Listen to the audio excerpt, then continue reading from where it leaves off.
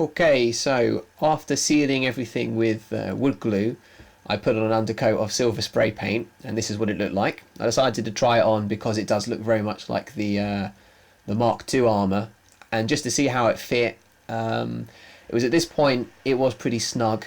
After sealing it with wood glue, which seals it up really nicely so you can paint it, it doesn't dry flexible at all. It's quite rigid.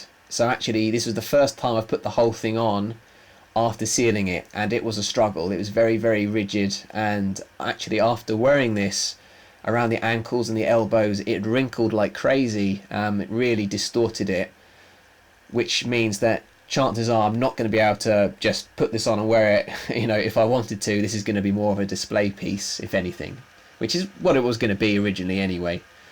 So moving on to the paint job.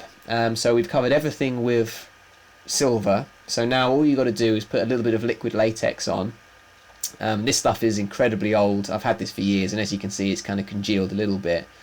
But essentially all you got to do, get a little bit of liquid latex, and then you just dab it on to your paintbrush. And then you start applying it over the areas where you feel like you want a little bit of silver to show. So just here, this was my first time having a go, and I was putting it on a little bit too thick, and it's one of those things that less is more, and even so I think I went a little bit overkill with this, but the good thing is you can just rub it straight off. So if you put too much latex on, just wipe it with your finger and it comes off. So you can do this to a few different areas. Apply it to areas that you feel like are going to get scratched more, and some of that silver paint underneath is going to show through. This is good to cover up mistakes. So there's a couple of areas along the top here which I botched while I was making it. You can use this to make it look like it's part of the damage that's been done to the suit. So now I just made a little makeshift sort of spray cabinet, I guess. This was just outside by our garage, and then just start applying paint to it really. Again, the spray paint is pretty handy, it works well. Apart from the fact it's not flexible, so the spray paint's quite brittle, and this is, in hindsight, I probably would have gone back and maybe used acrylic paint and painted it by hand, so it's a little bit more flexible. This was just a single can of spray paint, Regency Red. So now we're just going to start weathering it a little bit. Now we've got the red coat down. So this isn't going to be a dark wash or anything like that. What we're going to do is we're going to take some of this black paint and just little bit put over the top of some of those areas that you masked off with liquid latex to make it look more like scorch marks or sort of a bit of battle damage. You don't want to go too much with this, and again, you can just kind of rub it off if you do make a few mistakes, but the idea being that you'll be able to pick it off, and the silver paint underneath will start to show through and makes it just look a little bit more authentic. Again, this is the first one I had a go at, and I was using the scalpel, which I don't think I did very well. I got better at it as I went, and after a while you can just use your fingernails. Just makes it nice and easy. But I think it just makes the battle damage look a little bit more authentic. So this is the update with the paint job. So far so good. I've covered everything with a coat of red. Unfortunately, there was a few patchy bits, so I ordered some more red from the same supplier, and it seemed to be a bad batch, which has led to quite a problem.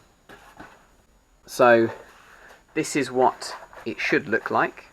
Nice gloss finish, nice and even.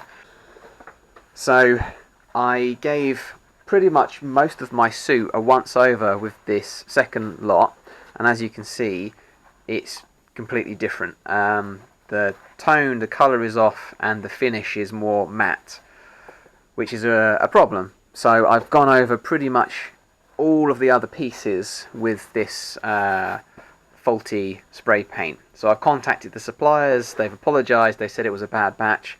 They're going to send me a couple more cans, which is annoying, so I'm going to have to wait a while for that to come back and fix the damage that's been done. So in the meantime, I've been making a DIY mannequin, which is essentially tin foil wrapped around your body, and then you wrap around duct tape around the tin foil and you cut yourself out. You do need a partner for this. This takes longer than you think it's going to, probably an hour and a half to 2 hours. You cut yourself out, and then you tape up where you've cut at the back, so it's all one solid piece.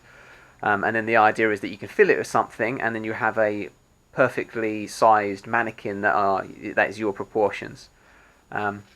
So the idea is that you fill it with, well, I'm going to try expanding foam. I did a prototype just with sort of a hand here, filled it with expanding foam, and that seems to be pretty good, nice and rigid. Again, I'm not really going to be using this, I just wanted to try it out on something for proof of concept. So that works.